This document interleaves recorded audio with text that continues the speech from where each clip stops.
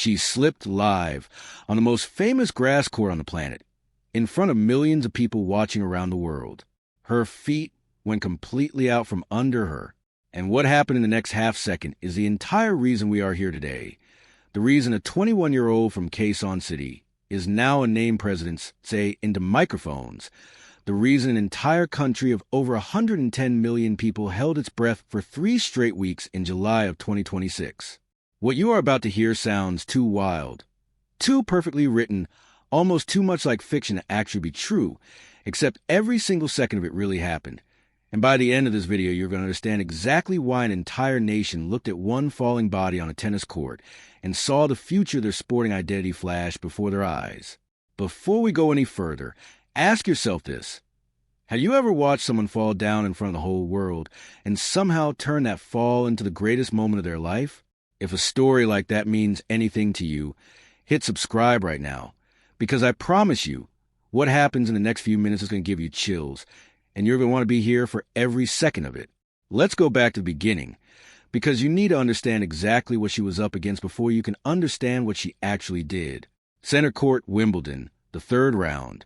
On the other side of the net stood the defending champion, a 6-time Grand Slam winner who, 12 months earlier, had won a Wimbledon final without losing a single game, a feat so rare that only happened once before in the entire Open era. That woman was Swiatek, and the player facing her down, seated 29th, unseated in the world's imagination if not on paper, was Alex Eala. Here is the part that should genuinely make your stomach drop if you were watching it live. This was not their first meeting, and history had not exactly been kind. Eala had beaten Swiatek once before on hard court in Miami. Swiatek answered on clay in Madrid, sending her home early. This was a decider, the rubber match, happening on the one surface neither of them had ever tested each other on, grass, low bouncing, unpredictable, unforgiving, the kind of surface where entire careers get made and shattered in the same afternoon. The first set alone stretched to 84 minutes. Swiatek moved to the edge of taking it, building an 8-7 lead in the tiebreak, one single point away from putting Eala in an almost impossible hole against one of the best returners in the sport. And then something shifted. Call it composure. Call it fearlessness. Call it whatever you want. Eala won for the next 5 points to steal the set away, and the stadium, packed with flag-waving Filipino fans who had queued for hours just to be inside that building, erupted like the tournament was already over. But it is what happened moments later that turned this from a great tennis story into a moment people would replay for years. She lost her footing on the baseline grass, launched her entire body horizontally through the air, and somehow, fully airborne, still got her racket on the ball.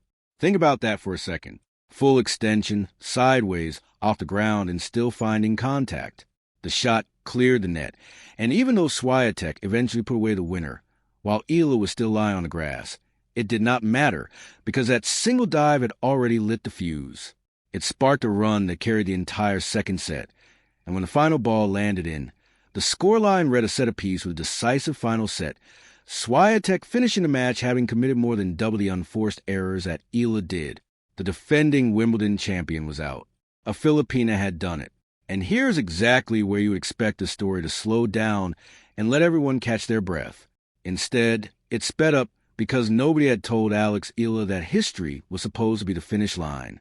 But before we go further into what happened next, rewind again, because none of this makes sense without seeing where it actually started. Long before grass courts and center court ovations, there was a childhood built on quiet, unglamorous repetition in Quezon City. Her mother was a former national swimmer. Her father understood exactly what sacrifice for sport cost a family. There was no long line of Filipino Grand Slam champions to study, no blueprint, no well-worn path from the Philippines to the top of women's tennis. She had to build the road while she was still walking on it. And that road, before it ever became a red carpet, was brutal. Just months before Wimbledon, back in February at the Dubai Tennis Championships, Eala had already beaten her future round of 16 opponent Jasmine Paolini in a tight 2-set battle, taking a head-to-head edge into their eventual rematch. But tennis has a cruel habit of not caring what happened last time.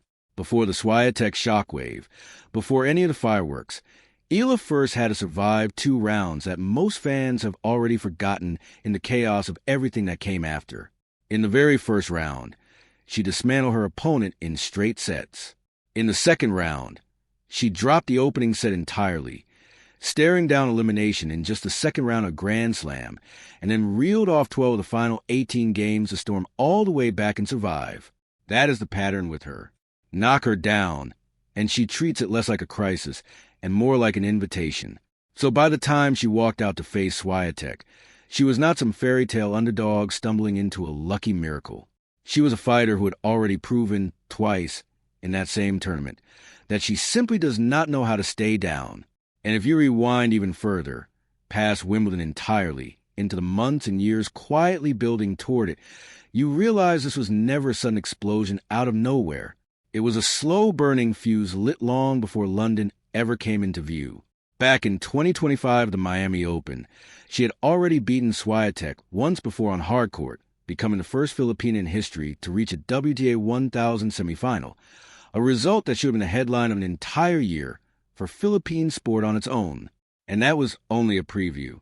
Along the way, she had also taken down a former world number 2 in Berlin and toppled one of the most feared competitors on tour at Indian Wells. Each of those wins alone would have defined most careers. For her, they were just the quiet groundwork almost nobody outside the sport was paying close enough attention to yet. Now, picture the round of 16. Center court again. This time Roger Federer himself sat in the royal box, watching a Filipina chase a spot in her first ever Grand Slam quarterfinal. Her opponent, Jasmine Paolini, 13th seed, a former finalist who had already beaten some of the best players alive on the biggest stages in the sport. This was never going to be a coronation. It was always going to be violence in the most beautiful tennis sense of the word. Full-blooded ground strokes, momentum swinging wildly from one end of the court to the other, neither woman willing to hand over a single free point. Paolini took the first set. Most matches, that is the beginning of the end. Not this one. Eala clawed her way back, leveling things by taking the second set of her own, and for one electric stretch of that afternoon, the entire Philippines let itself believe the impossible was happening twice in the same tournament. It was not meant to be. Paolini closed out the decider, sealing her own return to a Grand Slam quarterfinal and bringing Eala's historic run to its final stop. But watch what happened in the seconds right after match point, because this is a part nobody who saw it live has forgotten. She did not storm off the court. She did not hide her face. She stood still, found the crowd that screamed her name from the very first ball of the tournament, and raised her hands into the unmistakable shape of a heart, holding that pose while the entire stadium roared back at her one more time. That single gesture told you everything you needed to know about who she is, because losing a tennis match had never once made her lose a moment. And here is where the numbers finally catch up to the magnitude of what had just happened. By reaching that round of 16, she became the first Filipina in the entire Open era to reach a Grand Slam round of 16, and the first ever be seated at any of the 4 majors. No Filipino man or woman in the entire history of the sport had ever reached the second week of a Grand Slam singles tournament. Not once, ever. She had just done what an entire nation had waited generations for, and she had done it on the lawns of the oldest, most sacred tournament tennis has ever known. But money and ranking points were never really the story here.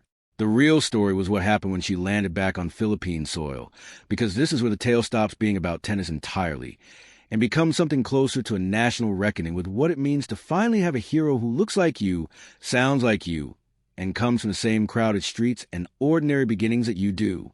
Just days after touching down, word came from the palace itself that a homecoming reception was being prepared in her honor. On the night of July 13th, she walked into Malacañang Palace, flanked by her parents, and was greeted not by protocol officers reading from a script, but by a president who could not stop grinning. He practically admitted, half joking and fully sincere, that he had arranged the entire ceremony just to get a photograph with her, that he was a fan, gushing, unable to hide it. Then the tone shifted, and what came next turned a private athletic triumph into a shared national identity. He told her, in front of cameras broadcasting to the entire country, that she reminded Filipinos why they were a great people, not simply because of the wins, but because of the composure she carried through every single one of them. He handed her a presidential citation, an official document recognizing her as the first Filipina in history to achieve this level of success on professional tennis circuit, thanking her for inspiring an entire generation of young athletes who had never before had a tennis player to look up to. And then it was her turn to speak. And this is the moment that broke people watching at home, because there was no polish to it, no rehearsed gratitude, just a 21-year-old admitting in front of the most powerful person in her country that she never, in her wildest imagination, pictured herself standing in that palace being told her hard work had finally been seen. She told the president that all the invisible hours nobody watches on television finally felt validated. She thanked the entire nation for letting her share this with them, reminding everyone in the room that this triumph was never meant to be carried alone. And she made a promise, one that has now been repeated across news broadcasts, timelines, and watch parties from Manila to Los Angeles to Dubai, that she would keep carrying the Philippine flag with her everywhere her career takes her next, because where you come from never stops being part of who you are. Think about what actually happened here. A young woman from Quezon City, with no blueprint, no prior Filipino Grand Slam champion to study, walked into the most intimidating arena in her sport and beat a woman who had won a Grand Slam final without dropping a single game just 12 months earlier. She did it on a surface she had never faced her toughest rivals on. She did it while diving full length across the grass and still finding the ball. She did it in front of a nation that had spent generations pouring its sporting soul into basketball courts and boxing rings, never once imagining a tennis court could hold that same weight. And when it was finally over, when the last match had been lost, she did not disappear into disappointment. She turned to the people who had shown up for her, made a heart with her hands, and walked off having already rewritten what was considered possible. So where does this story actually go from here? Because if you think this is the ending, you are wrong. This is the middle. She is already back on tour, already chasing ranking points on hard courts, already looking ahead to the next tournament with the same restless hunger that got her here in the first place. That is not luck. That is a competitor who understands history does not get handed to you twice. You have to keep taking it. The road ahead only get harder from here. Tougher draws, deeper pressure. A target now firmly on her back instead of hidden behind a low seed number. And an entire country watching every single point with expectations that have permanently shifted upward. That is exactly why the story is not close to finished. It is why millions of people are still refreshing tournament brackets, searching for a name, still replaying that airborne dive in slow motion, still hearing the sound of an entire stadium chanting her name from 5,000 miles away. Somewhere in the middle of that 84-minute first set, in that split second where her body left the ground and her racket somehow still found the ball, something changed permanently in what an entire generation of young Filipino athletes believes is achievable. Somewhere right now, there is a kid picking up a second-hand racket for the first time who finally has a face to picture when they imagine what winning looks like. There are parents who once steered their children toward the basketball court or the boxing gym, because that is simply where the heroes always came from, who now have a completely different answer when their daughter asks who she should try to become. That is the part of the story that outlasts every headline, every scoreline, every ranking update. It was never really about one match, or even one tournament.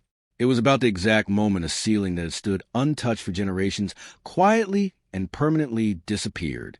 If that moment stayed with you the way it stayed with an entire nation, let me know in the comments what part of the story hit you hardest, and stay close, because the next chapter of this journey is already being written, and you do not want to miss how it unfolds.